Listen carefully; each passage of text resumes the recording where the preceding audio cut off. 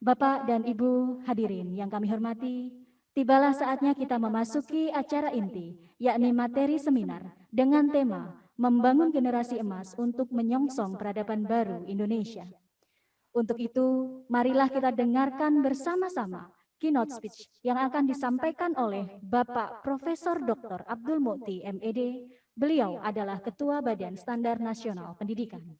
Kepada Bapak Profesor Dr. Abdul Mukti MED, disilakan.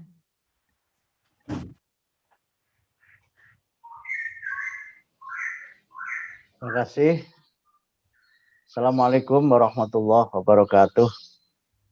Warahmatullahi wabarakatuh. Selamat pagi, salam sejahtera buat kita sekalian. Yang terhormat Bapak Profesor Dr. Sumaryanto, Rektor Universitas Negeri Yogyakarta. Yang kami hormati Bapak Profesor Suyanto PhD. Ini senior saya di BSNP dan juga profesor senior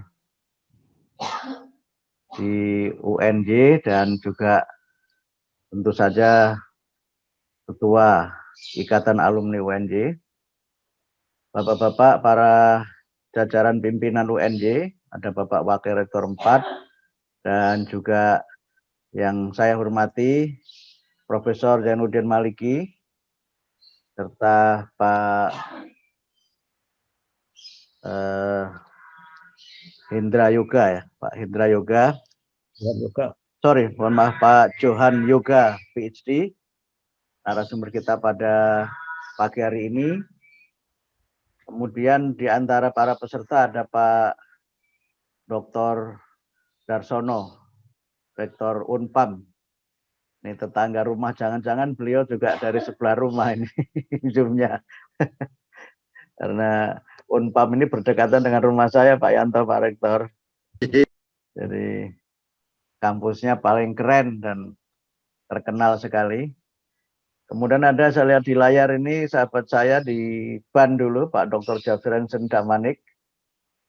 Serta, mohon maaf, tidak dapat saya sebutkan satu persatu, para peserta di seluruh Indonesia, bahkan di mancanegara.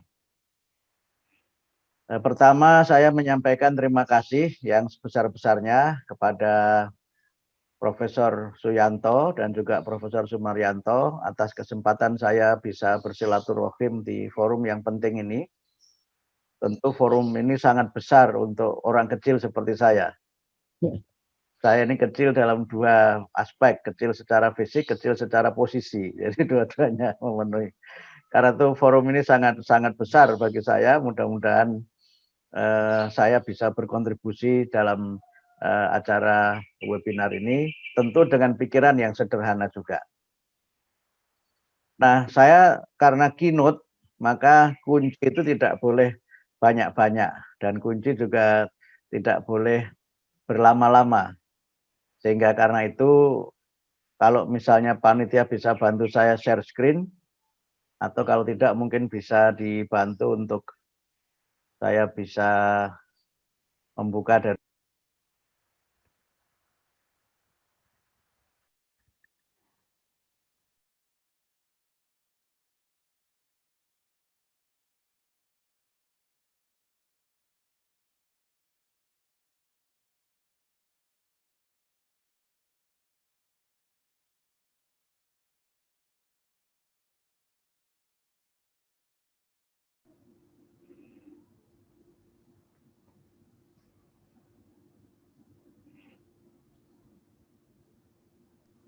Pak Mukti mute.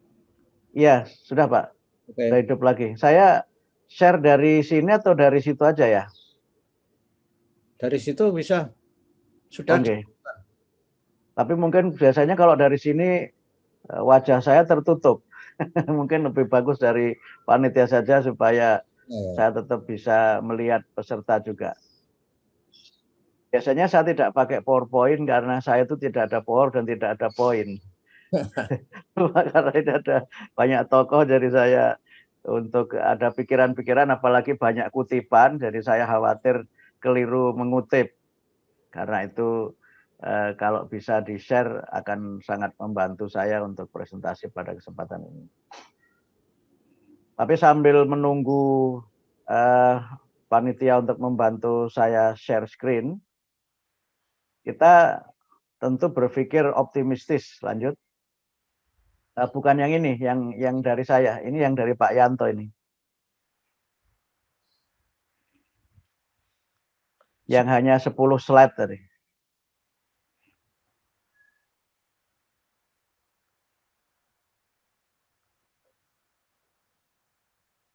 Ntar mungkin Atau panitia saya aja coba. Coba saya buka Pak Yanto. Dari saya aja Pak Yanto mungkin.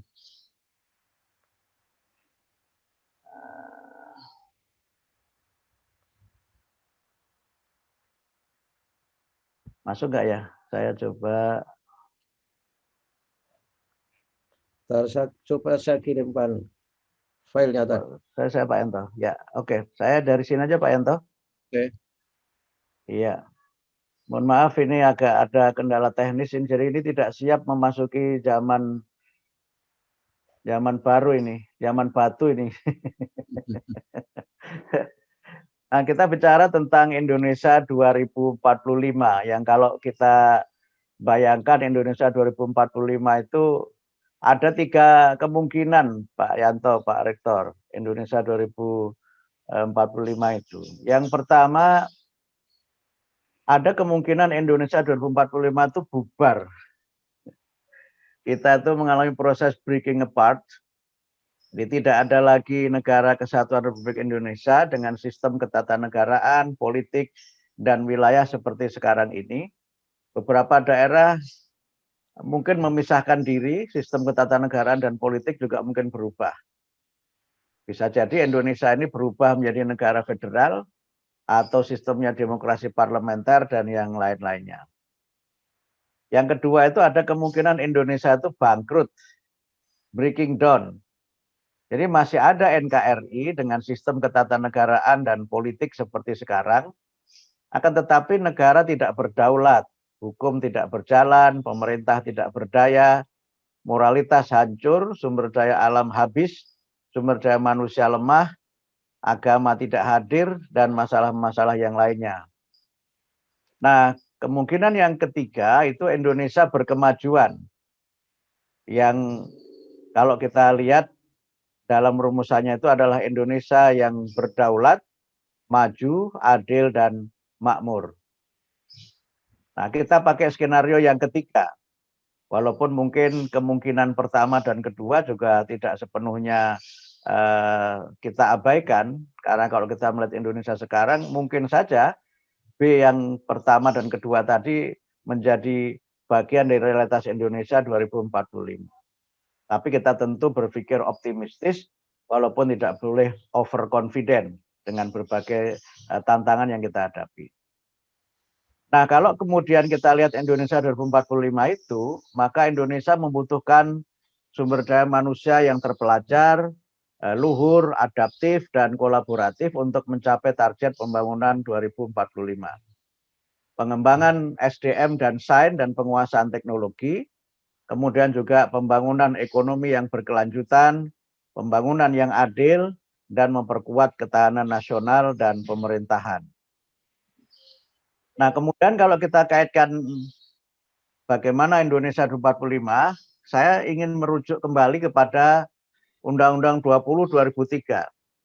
Ini Pak Yanto adalah tokoh penting di balik perumusan Undang-Undang 20 2003, dan saya dapat kabar burung bahwa undang-undang ini dalam proses akan direvisi. Tapi kalau kita merujuk kepada pasal 3 Undang-Undang Sisdiknas itu ada rumusan yang sangat penting terkait dengan Indonesia masa kini dan Indonesia masa depan. Kita baca dalam pasal 3 disebutkan bahwa pendidikan nasional berfungsi mengembangkan kemampuan dan membentuk watak serta peradaban bangsa yang bermartabat dalam rangka mencerdaskan kehidupan bangsa. Ada 2 kata penting dalam pasal ini. Yang pertama adalah pendidikan itu adalah proses untuk mengembangkan kemampuan dan membentuk watak serta peradaban bangsa. bangsa itu harus menjadi bangsa yang bermartabat. Sehingga karena itu maka tujuan dari pendidikan itu kita baca di situ adalah untuk berkembangnya potensi peserta didik agar menjadi manusia yang beriman dan bertakwa kepada Tuhan Yang Maha Esa, berakhlak mulia, sehat, berilmu, cakap, kreatif, mandiri, dan menjadi warga negara yang demokratis serta bertanggung jawab. Ini rumusan Undang-Undang 20 2003 yang saya kira dalam banyak hal masih sangat relevan. Kemudian kalau kita kaitkan itu dengan visi Indonesia 2035, visi pendidikan Indonesia 2035, saya baca di dalam PowerPoint ya. Sekarang visi pendidikan itu sepertinya masih dalam bentuk PowerPoint yang beredar di masyarakat. Versi lengkapnya saya belum mendapatkan, mungkin Bapak Ibu ada yang sudah mendapatkannya. Kalau kita baca dari visi pendidikan Indonesia 2035 itu adalah membangun rakyat Indonesia untuk menjadi pembelajar seumur hidup yang unggul, terus berkembang, sejahtera, dan berakhlak mulia dengan menumbuhkan nilai-nilai budaya Indonesia dan Pancasila. Ini lebih simpel dari yang tadi dirumuskan dalam tujuan pendidikan nasional. Dan kalau kita kemudian melihat lagi pada turunannya, pada profil pelajar Pancasila itu, profil pelajar Pancasila itu adalah beriman, bertakwa kepada Tuhan Yang Maha Esa, dan berakhlak mulia, mandiri, bernalar kritis, kreatif, bergotong royong, kemudian berkebinekaan global. Visi pendidikan ini mendapatkan banyak sekali catatan dari berbagai kalangan, terutama kalau kita lihat antara rumusan dalam profil pelajar Pancasila itu dengan profil yang ada di atasnya, di situ ada beberapa hal yang mungkin perlu kita cermati bersama-sama. Nah, kemudian kalau kita lihat pada rumusan yang disusun oleh BSNP, ini lagi-lagi aktornya ini Pak Yanto ini, dan beberapa pikiran-pikiran yang kami himpun dari para pakar, para ahli yang kita undang dalam berbagai pertemuan di BSNP itu. BSNP merumuskan profil lulusan pendidikan nasional itu dan juga profil generasi emas itu adalah beriman, bertakwa, dan berakhlak mulia, kemudian demokratis, bertanggung jawab, dan cinta tanah air, kemudian cakap, berilmu, kreatif, inovatif, adaptif, dan mandiri, kemudian sehat fisik dan mental, mampu berkontribusi sebagai warga dunia. Kalau kita lihat 5 hal ini, kita melihat bagaimana BSNP secara kelembagaan merumuskan Indonesia emas itu kira-kira lulusannya akan seperti 5 yang kita tuangkan ini. Ini adalah generasi emas, bukan generasi lemas ya Pak Yanto ya, bukan generasi lemas. Kalau generasi lemas itu kan generasi yang lemas gitu. Sehingga kita memasukkan beberapa hal kunci yang kalau kita kemudian klasifikasi berdasarkan bagaimana kegiatan pendidikan itu, maka ada beberapa hal yang berkait langsung dengan kecakapan-kecakapan yang perlu dimiliki oleh peserta didik, kemudian bagaimana kepribadian mereka, dan berbagai hal lain yang memang sangat diperlukan agar generasi emas itu dapat terwujudkan melalui pendidikan. Urayanya yang lengkap bisa dibaca di buku yang tadi sempat disampaikan oleh Pak Yanto, dan juga tadi disampaikan sudah di-share untuk peserta. Nah, kalau kemudian kita melihat masa depan itu dan berbagai hal, saya ingin merujuk lagi pada rumusan-rumusan resmi yang sudah dicanangkan pemerintah. Terutama kalau tadi kita bicara tentang pendidikan karakter, saya kira Bapak Ibu semua sudah memahami ini secara sangat seksama. Di situ kita bicara tentang bagaimana membangun bangsa yang memiliki karakter sebagai bangsa yang berbudaya, yaitu bangsa yang di dalam dirinya itu tertanam nilai-nilai religius, jujur, toleran, disiplin, bekerja keras, kreatif, mandiri, demokratis, rasa ingin tahu, semangat kebangsaan, cinta tanah air, menghargai prestasi, komunikatif, cinta damai, gemar membaca, peduli lingkungan, peduli sosial, dan bertanggung jawab. Kemudian kalau itu kita kaitkan dengan penguatan pendidikan karakter, maka di situ ada 3 hal penting yang bisa kita pahami bersama, yaitu membangun dan membekali peserta didik sebagai generasi emas Indonesia tahun 2045 dengan jiwa Pancasila dan pendidikan karakter yang baik guna menghadapi dinamika perubahan masa depan. Kemudian yang kedua adalah mengembangkan platform pendidikan nasional yang meletakkan pendidikan karakter sebagai jiwa utama dalam penyelenggaraan pendidikan bagi peserta didik dengan dukungan pelibatan publik yang dilakukan melalui pendidikan jalur formal, non-formal, dan informal dengan memperhatikan keberagaman budaya Indonesia.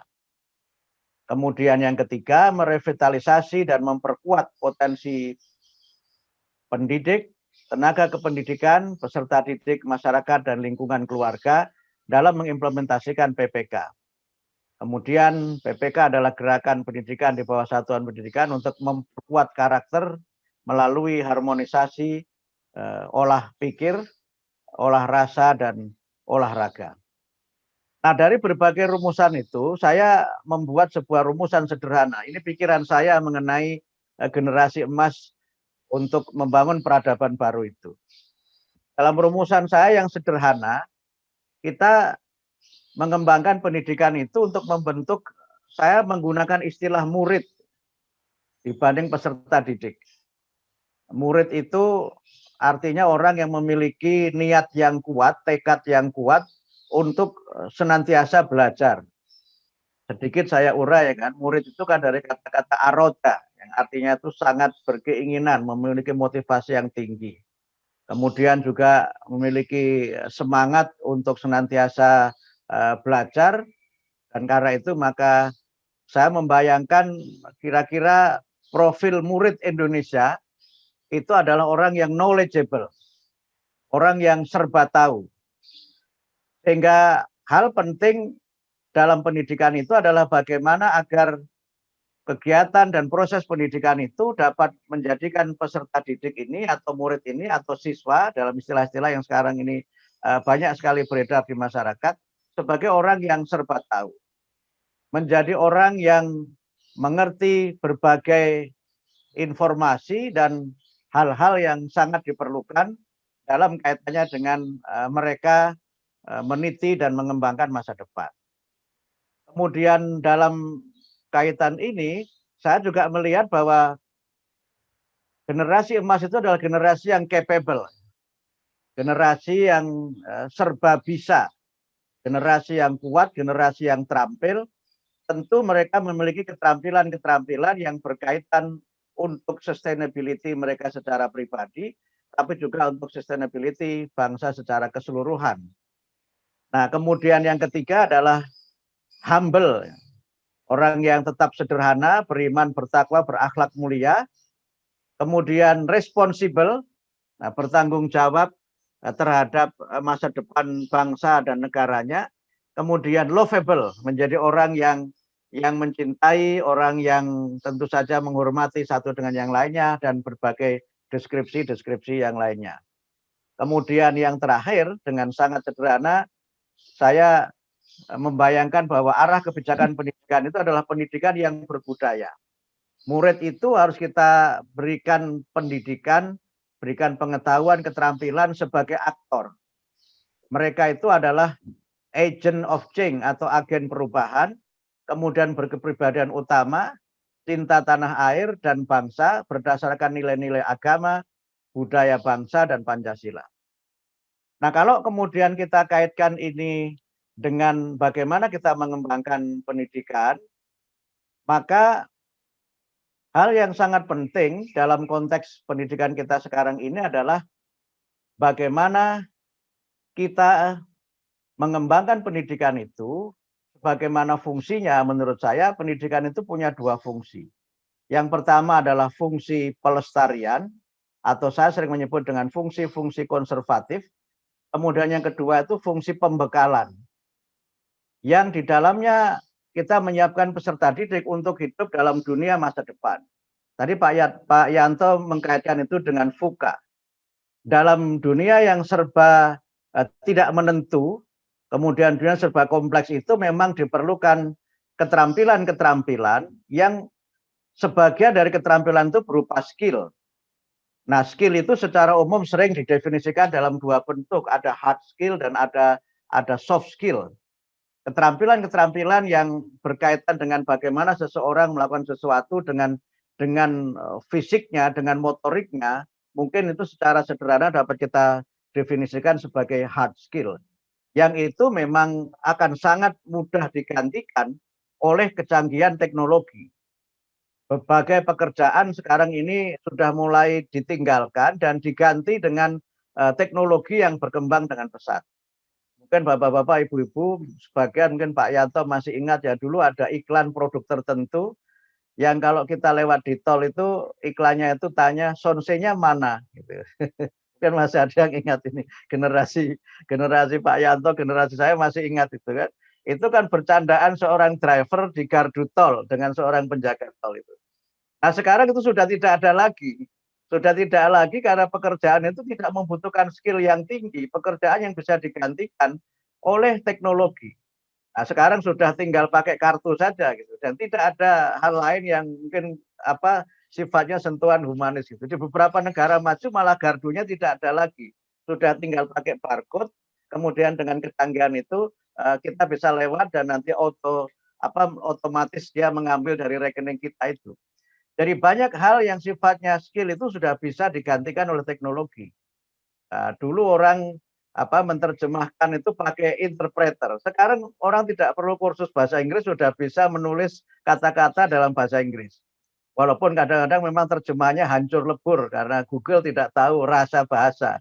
Jadi kalau ada mahasiswa saya misalnya menerjemahkan ke dalam bahasa Inggris kok hancur, itu biasanya pakai jasa Google untuk terjemahannya itu. Tetapi paling tidak hal-hal yang basic yang selama ini menjadi bagian dari keterampilan-keterampilan tertentu itu sekarang diganti teknologi. Dulu orang menulis itu harus pakai latihan handwriting. Sekarang sudah bisa digantikan teknologi di mana suara kita itu sudah bisa langsung ditransfer dalam bentuk tulisan oleh teknologi. Sehingga mungkin jasa sekretaris itu mungkin akan sudah bisa digantikan, sekretarisnya itu sekarang diganti oleh teknologi itu. Nah, dulu ketika orang menjadi wartawan itu kan harus pakai belajar menulis steno ya, belajar menulis steno supaya menulis dengan cepat. Sekarang saya perhatikan tidak ada wartawan yang wawancara saya itu pakai steno dan nggak ada yang nulis. Semuanya tinggal menodongkan HP saja begitu. Bahkan kemudian dulu mahasiswa itu kan diajari bagaimana bisa mendengarkan dan menulis. Sekarang mahasiswa juga ngerekam saja. Sehingga kalau ada dosen yang menulis, bikin PowerPoint lengkap, itu mahasiswa nggak nyadar, tinggal dipoto saja itu. Sudah selesai urusannya. Dosennya bikin 2 hari 2 malam, mahasiswanya menyelesaikannya dalam hitungan detik. Dan semua materi yang dibuat dosen itu sudah bisa dicatat oleh mahasiswa dengan teknologinya. Dan itu saya kira beberapa contoh saja bagaimana banyak pekerjaan yang hilang. Beberapa waktu yang lalu misalnya McKinsey menerbitkan tulisan tentang bagaimana COVID-19 ini juga mereplace banyak sekali pekerjaan. Sehingga karena itu kalau kemudian kita mengorientasikan pendidikan itu pada mengejar bentuk pekerjaan di masa depan, apalagi mohon maaf misalnya dengan konsep link and match yang sekarang ini sedang digaungkan pemerintah, saya khawatir dalam ungkapan Jawa itu seperti nututi layangan pedot. Nututi layangan pedot. Bahasa Indonesianya apa? Mengejar layang-layang yang putus. Karena apa? Itu perkembangan dunia kerja itu cepat sekali. Jadi kalau sekarang misalnya orang dipersiapkan praktek untuk masuk dunia kerja, studi itu kan dia ketinggalan terus perguruan tinggi bahkan juga apalagi pendidikan itu kan ketinggalan terus. Pengalaman misalnya ketika dulu dikembangkan SMK dengan kemitraan dengan Dudi, itu kan juga bisa kita evaluasi bagaimana kemudian banyak Dudi itu ketika menerima siswa SMK yang praktek, misalnya ada siswa SMK praktek di bengkel, itu bengkelnya nggak yakin dia bisa. Maka kadang-kadang praktek tapi hanya suruh bongkar-bongkar skrup dan sebagainya, padahal harusnya dia itu mengerti mengenai mesin. Gitu. Teknologi motor dan teknologi yang luar biasa di otomotif berkembang dengan cepat itu nggak bisa dikejar kalau orientasi kita itu adalah industri yang fix seperti itu. Karena itu menurut saya pendidikan yang berbudaya itu adalah pendidikan yang membentuk mindset orang yang memang memiliki mentalitas bekerja, entrepreneurship mentality. Itu yang menurut saya jauh lebih penting. Sehingga dimanapun dia berada, dia akan bisa menguasai itu sehingga yang sangat diperlukan sebenarnya adalah soft skill yang berkaitan dengan kemampuan-kemampuan dalam berbagai bidang. Orang sekarang bicara mengenai beberapa 10 skill yang secara periodik diterbitkan oleh World Economic Forum. Yang kalau kita lihat dari waktu ke waktu itu juga berbeda, baik berbeda keterampilan-keterampilannya maupun berbeda urutan-urutannya. Nah, kalau kemudian kita tidak menyiapkan soft skill yang dia esensial, maka pendidikan ini akan terus ketinggalan.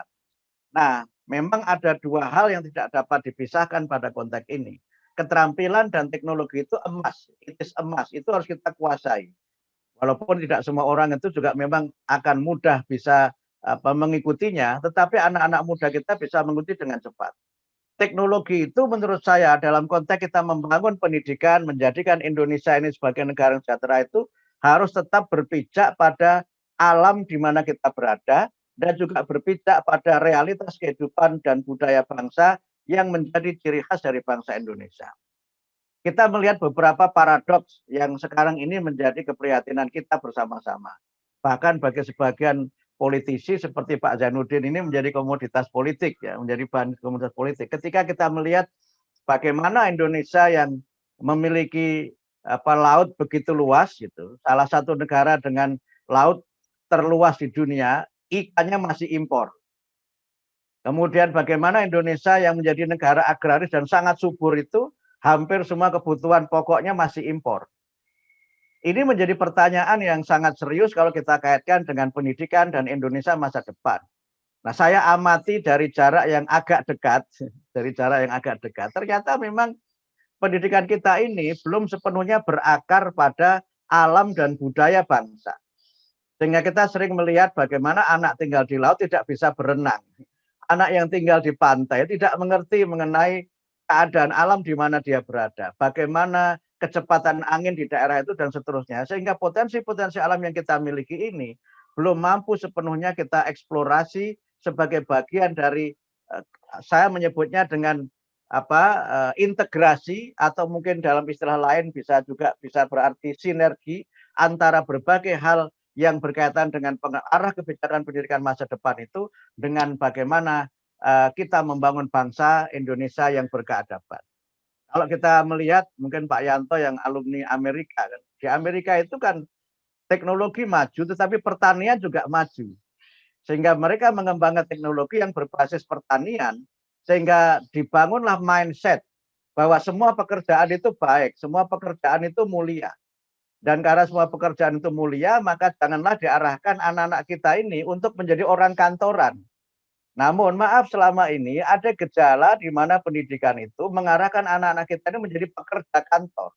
Atau orang-orang yang bekerja di sektor yang mungkin tidak berkaitan dengan sustainability of mankind dan sustainability of human being. Sehingga dalam konteks ini, pendidikan itu memang harus sedekat mungkin dikembangkan dengan lingkungan alam di mana peserta didik berada. Dan mereka harus menjadi orang yang mencintai alam. Menjadi orang yang memang juga mencintai masyarakat di mana dia berada. Sekarang kita mengalami persoalan disengagement yang sangat serius. Di mana segregasi sosial itu terjadi di antara kita ini. Dan kemudian segregasi itu menjadi sebab kenapa kemudian kita ini sebagai bangsa mudah sekali dipecah belah. Nah, kemudian yang berikutnya tentu adalah bagaimana pendidikan ini juga mengembangkan nilai-nilai utama yang berkembang dalam masyarakat dan nilai-nilai utama yang kita miliki. Betul bahwa kita nanti akan menjadi warga dunia. Semua tulisan menyebutkan itu. Misalnya Friedman jauh-jauh hari sudah menyebutkan dalam bukunya The World is Flat itu, menggambarkan betapa dunia ini memang semakin concise, semakin dekat. Flat dia menyebut dunia itu. Flat tidak sekedar bagaimana jarak yang begitu jauh bisa dihubungkan dengan cepat, tapi flat juga kemudian seperti yang digambarkan oleh Kishore Mahbubani itu dengan terjadinya konvergensi-konvergensi nilai dan juga konvergensi-konvergensi yang berkaitan dengan bagaimana masyarakat dunia ini tidak lagi memiliki ciri-ciri yang indigenous atau ciri-ciri yang mereka secara distintif itu berbeda dengan bangsa yang lainnya. Sehingga karena itu memang harus ada orientasi global. Konsep-konsep yang berkaitan dengan keindonesiaan dan kewargaan serta kewarganegaraan itu memang di masa depan harus kita lihat lagi. Ketika sekarang misalnya kita melihat banyak sekali perubahan-perubahan yang terjadi dalam tata nilai seperti yang kita baca dalam tulisannya Smith ya, dalam buku dia The Digital Age itu dia menyebut bahwa sekarang kita hidup dalam masa yang orang menyebut dengan disrupsi itu. Disrupsi nilai terjadi luar biasa. Kenapa terjadi disrupsi nilai itu? Karena nilai-nilai lama ini sudah mulai bergeser, bahkan mungkin sebagian sudah mulai ditinggalkan, tapi nilai-nilai yang baru ini belum terbentuk. Karena itulah maka menurut saya pendidikan dalam rangka membangun generasi emas itu memang harus mengokohkan nilai-nilai utama yang kita miliki. Tentu saja soal pendekatan, soal cara itu adalah soal metodologi yang bisa kita kembangkan secara sangat dinamis. Tetapi nilainya itu tetaplah harus nilai yang melekat di situ. Sehingga falsafah Jawa ya, mohon maaf ini bagi yang bukan orang Jawa. Misalnya lamun siro cepet ojo itu Pak Yanto. Walaupun Anda itu cepat, janganlah Anda berlari sendiri gitu. Walaupun Anda itu pintar, janganlah Anda merasa pintar sendiri. Itu kan perlu kita bangun. Karena sekarang ini ada kecenderungan di mana masyarakat itu tercerabut dari akar nilainya, sehingga untuk menjadi modern, untuk menjadi warga dunia itu nilai-nilai utama yang dimiliki suatu bangsa itu kadang-kadang ditinggalkan. Dan masalahnya adalah nilai-nilai yang ditinggalkan itu justru nilai yang esensial.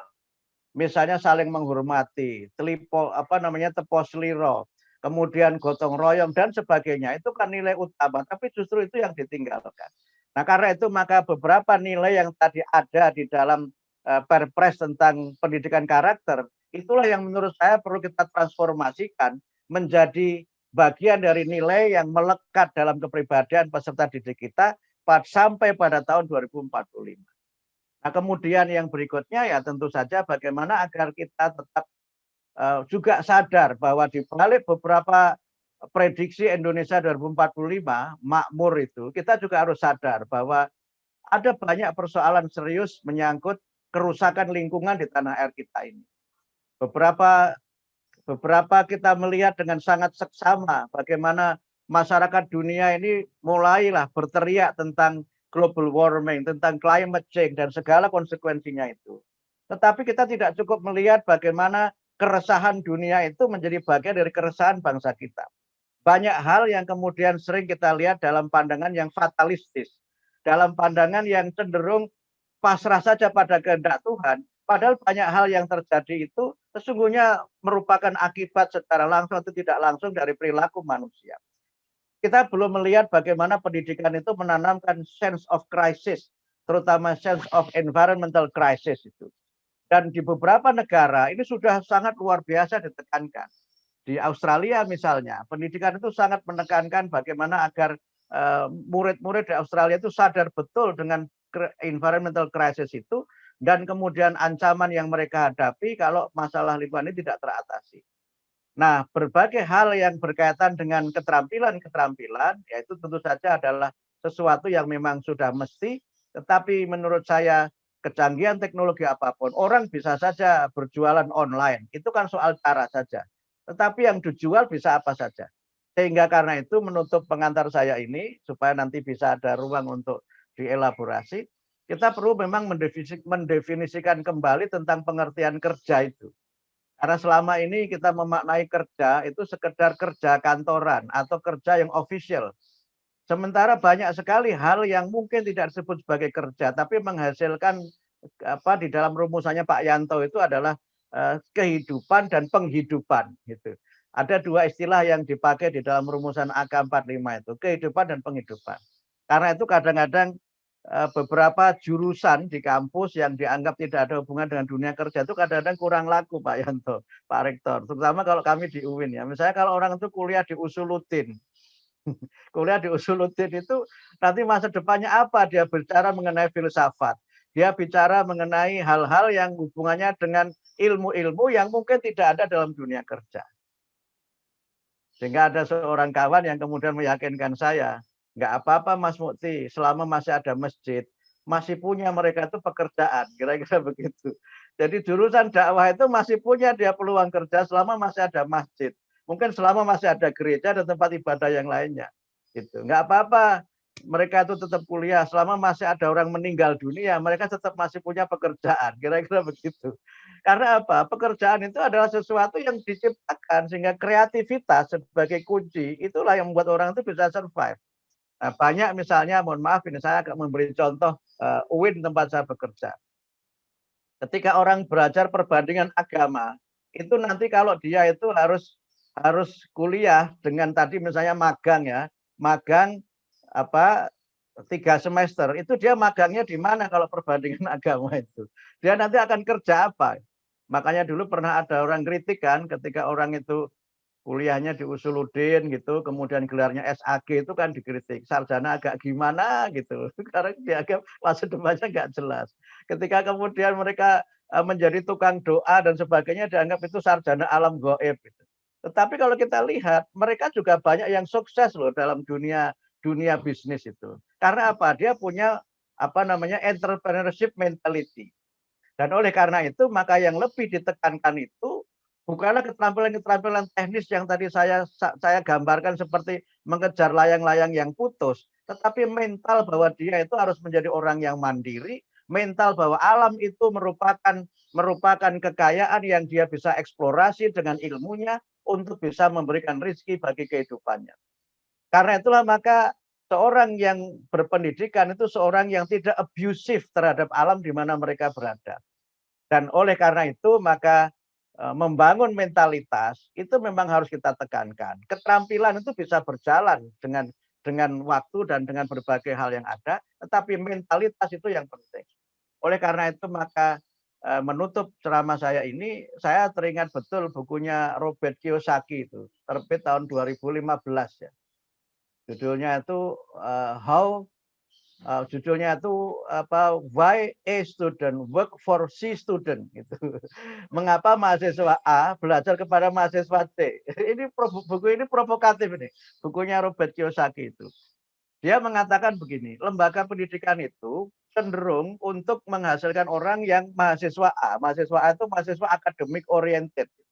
Akademik oriented. Mungkin ketika lulus juga nilainya juga A, kira-kira begitu. Mungkin cum laude atau summa cum laude.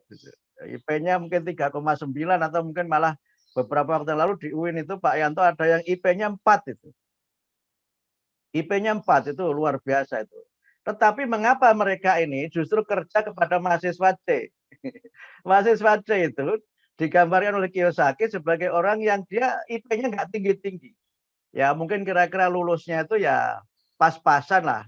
Malah mungkin lulusnya itu lulus dengan syafaat, kira-kira begitu. Lulus dengan syafaat itu aslinya sebenarnya dia itu nggak bisa. Cuma karena dia kelihatan sungguh-sungguh, dia jujur gitu, sudahlah diluluskan. Itu.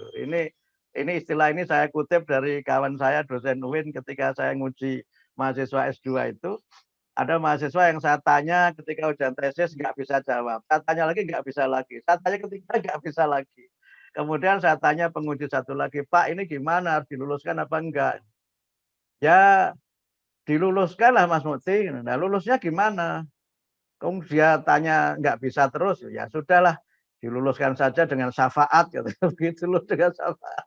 Sehingga saya tanya, Bapak nilainya berapa, nanti saya tambah kemudian dibagi 2 supaya dia itu lulus. Tetapi dia punya etos. Dia punya etos, dia punya semangat. Nah, Karena itu maka kata Kiyosaki, banyak yang mereka itu academic achievement-nya, academic merit-nya tidak tinggi. Tapi karena punya mentalitas, punya etos, punya kreativitas, dia menjadi orang yang sukses, sehingga kemudian mahasiswa A itu justru kerja kepada mahasiswa C. Nah, disinilah sebenarnya barangkali rumusan-rumusan yang perlu kita dorong bersama, bagaimana sesungguhnya pendidikan ini memang pada akhirnya itu harus membentuk manusia yang berbudaya itu, manusia yang kreatif, manusia yang lovely gitu, yang mencintai masyarakat di mana dia tinggal, alam di mana mereka tinggal, sehingga kemudian dia tidak menjadi orang yang hanya sukses dari sisi misalnya capaian materinya atau materialnya, tetapi dia menjadi orang yang terasing dengan masyarakat di mana dia berada. Saya kira begitu Pak Yanto, Pak Rektor, dan Bapak sekalian. Mudah-mudahan yang saya sampaikan ini bermanfaat dan mohon maaf kalau agak terlalu panjang. Tapi ini sekedar apa yang ada dalam pikiran saya untuk menjadi bahan diskusi kita semuanya. Saya yakin Pak Zainuddin dan juga Pak Yoga akan dapat mengeksplorasi dengan pikiran-pikiran beliau yang luar biasa. Demikian atas segala kekurangan saya mohon maaf yang sebesar-besarnya. Nasrun minallah wa fathun qarib wa basyiril mukminin. Wassalamualaikum warahmatullahi wabarakatuh. Kami ucapkan terima kasih atas materi kunci yang telah disampaikan oleh Bapak Profesor Dr. Abdul Mukti MED, Ketua Badan Standar Nasional Pendidikan. Dari materi yang beliau sampaikan dapat kita petik bersama bahwa peradaban baru Indonesia akan dapat diraih secara optimal jika generasi masa depan memiliki kecakapan dan kepribadian yang unggul.